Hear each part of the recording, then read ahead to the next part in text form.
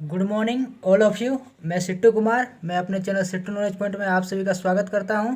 आज मैं आप लोगों को पूरा फार्मूला पूरा बेसिक के साथ में बताऊंगा और आज और स्किप ना करें, बहुत ही वीवीआई क्वेश्चन होने वाला है और बहुत ही एग्जाम में आने वाला है। ठीक है, ये फार्मूला से ही सारा क्वेश्चन बनेगा। चलिए चलिए देखिए, घन का आयतन इक्वल टू एक क्यू होता है और घन का विकर्ण, और ये बहुत ही इम्पोर्टेंट होने वाला है।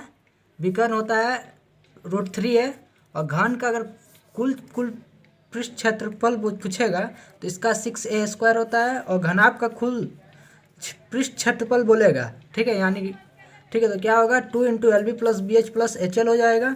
और घनाभ का विकर्ण पूछेगा तो रूट में L² + B² + H² होगा। और घनाभ का आयतन पूछेगा तो LBH होता है। ठीक है, और गोला का संपूर्ण पृष्ठ क्षेत्रफल पूछेगा तो 4πr² होता है। और गोले का आयतन जो होता है 4/3 πrq होता है और अर्धगोला का क्षेत्रफल होता है 3πr² होता है। और अर्धगोला का आयतन जो होता है 2/3 πrq होता है। और बेलन का वक्र पृष्ठ क्षेत्रफल जो होता है जो 2πrh होता है। ये बहुत ही इंपॉर्टेंट है और एग्जाम में बहुत ही आने वाला है, इससे बहुत क्वेश्चन आएगा, इसीलिए पूरा रट जाइए। और ये आने वाला एग्जाम के लिए बहुत ही वीवीआई है फार्मूला। और बेलन का संपूर्ण पृष्ठ क्षेत्रफल जो होता है 2πr × r + h होता है। और बेलन का आयतन जो होता है πr² h होता है। और खोखले बेलन का आयतन, ये बहुत इंपॉर्टेंट है, ये ध्यान दीजिए, इसका πh, ठीक है, ब्रैकेट में r² बड़ा r² माइनस छोटा r² होता है। और शंकु का वक्र पृष्ठ क्षेत्रफल होता है πrl और शंकु का संपूर्ण पृष्ठ क्षेत्रफल जो होता है πr × l + r। अब देखिए, ये बहुत ही फार्मूला है, सारा चीज़ एडवांस का है, जितना शंकु आयतन सब चीज़ ये फार्मूला में बता रहा हूँ। शंकु का जो आयतन है उसका 1/3 πr² h होता है। चलिए अब नेक्स्ट थोड़ा जान लेते हैं। अब देखिए आयत के बारे में। आयत का परिमाप जो होता है 2 × L + B होता है। आयत का क्षेत्रफल L × B सब जानते हैं। आयत का विकर्ण जो रूट में क्या हो जाता है L² + B²। और वर्ग का परिमाप क्या हो जाता है, और उसको 4a बोला जाता है। और वर्ग का क्षेत्रफल a² होता है। वर्ग का विकर्ण पूछेगा तो √2a होता है। इससे बहुत क्वेश्चन आता है दोस्तों, ये ग्रुप डी और NTPC के लिए बहुत इंपॉर्टेंट है। और वर्ग का विकर्ण दिया हुआ है तब इसका क्षेत्रफल क्या हो जाएगा, तो हाफ विकर्ण स्क्वायर हो जाता है। ठीक है, और वृत्त का परिधि हो जाता है 2πr और वृत्त का अर्ध परिधि हो जाता है πr + 2r और वृत्त का क्षेत्रफल हो जाता है πr²। अब देखिए चाप, ये वृत्त है, इसमें चाप होता है। ठीक है, तो इस चाप का लंबाई पूछेगा तो 2πr θ / 360।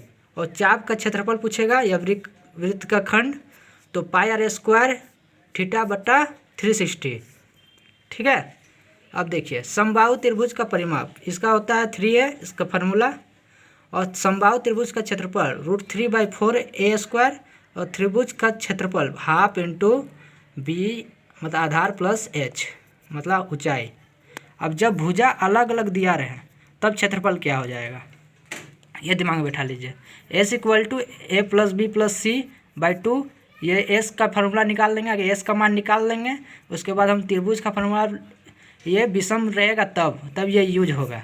तो √s s - a × s - b s - c यह फार्मूला होगा। और समबाहु त्रिभुज का ऊंचाई जब निकालने बोलेगा तब √3/2 × भुजा होता है। चलिए अब नेक्स्ट चलते हैं। ए भुजा वाली समबाहु त्रिभुज का अंतःवृत्त का त्रिज्या बहुत इंपॉर्टेंट है। अंतःवृत्त का त्रिज्या जब पूछेगा तो क्या हो जाएगा a/2√3 होता है। और ए भुजा वाले समबाहु त्रिभुज का परिवृत्त पूछेगा, परिवृत्त की त्रिज्या तो a/√3 होता है। और समांतर चतुर्भुज का क्षेत्रफल आधार × ऊंचाई होता है। और चतुर्भुज का क्षेत्रफल हाफ × d1 × d2 होता है।